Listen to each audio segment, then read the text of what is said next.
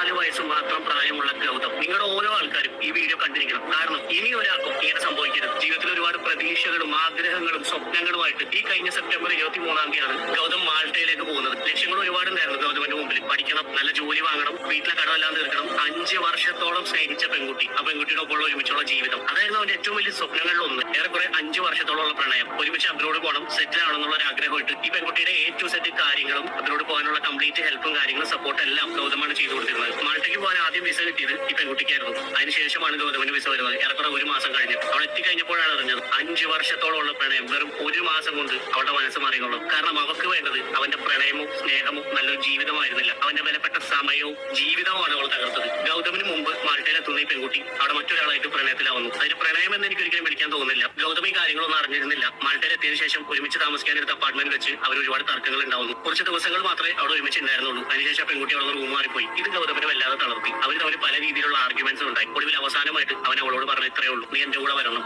എന്റെ കൂടെ ജീവിക്കണം, അല്ലെങ്കിൽ ചിലപ്പോൾ ഞാൻ മരിച്ചു പോകും. അന്നേ ദിവസം എല്ലാ പ്രതീക്ഷകളും സ്വപ്നങ്ങളും ആഗ്രഹങ്ങളും എല്ലാം ബാക്കി വെച്ച് അവൻ ഈ ലോകത്തോട് വിട പറഞ്ഞു.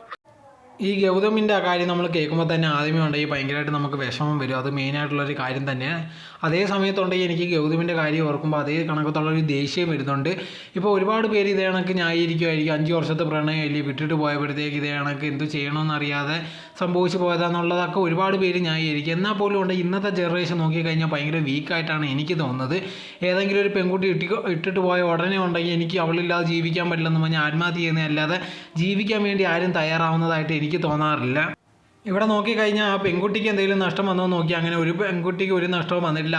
ആർക്കെങ്കിലും എന്തെങ്കിലും നഷ്ടം വന്നിട്ടുണ്ടെങ്കിൽ അവനും അവൻ്റെ കുടുംബത്തിനും മാത്രമാണ്, വേറെ ഒന്നുമില്ല. ഇപ്പോൾ എല്ലാ പേരൻസിനും ഉണ്ടെങ്കിൽ ഒരു ഉത്തരവാദിത്തമുണ്ട്, അതുപോലെ തന്നെ നമുക്കും ഉണ്ടെങ്കിൽ ഒരു ഉത്തരവാദിത്തമുണ്ട്. അവരെ നോക്കുക എന്നുള്ളത്, അവർ വയസ്സാകുമ്പോഴത്തേക്ക് അവരുടെ കാര്യങ്ങളൊക്കെ നമ്മൾ നോക്കേണ്ടതാണ്. അതും ഒരു ഉത്തരവാദിത്തം തന്നെയാണ്. ആ സിറ്റുവേഷനിലുണ്ടെങ്കിൽ ഇതാണെങ്കിൽ ഏതെങ്കിലും ഒരു പെൺകുട്ടി വന്ന് അത് ചതിച്ചിട്ട് പോയെന്ന് പറഞ്ഞുകൊണ്ടേ നമ്മളെ ജീവൻ നഷ്ടപ്പെടുത്തി കഴിഞ്ഞാൽ തീർച്ചയായിട്ടും നമ്മുടെ കുടുംബത്തിനുണ്ടാകുന്ന ഏറ്റവും വലിയ ലോസ് എന്ന് പറയുന്നത് ഒരിക്കലും മാറ്റി വെക്കാൻ പറ്റില്ല. അവർ നമ്മൾ ഇത്രയും സ്നേഹിച്ച് വളർത്തിയിട്ടുണ്ട് ഉണ്ടെങ്കിൽ അവർക്ക് അവസാനമാണെങ്കിൽ കാണാൻ പോലും കിട്ടത്തില്ല. ഇതിനെപ്പറ്റിയുള്ള നിങ്ങളുടെ അഭിപ്രായം എന്തോന്ന് കമൻറ്റ് ബോക്സിൽ കമൻറ്റായി രേഖപ്പെടുത്തുക.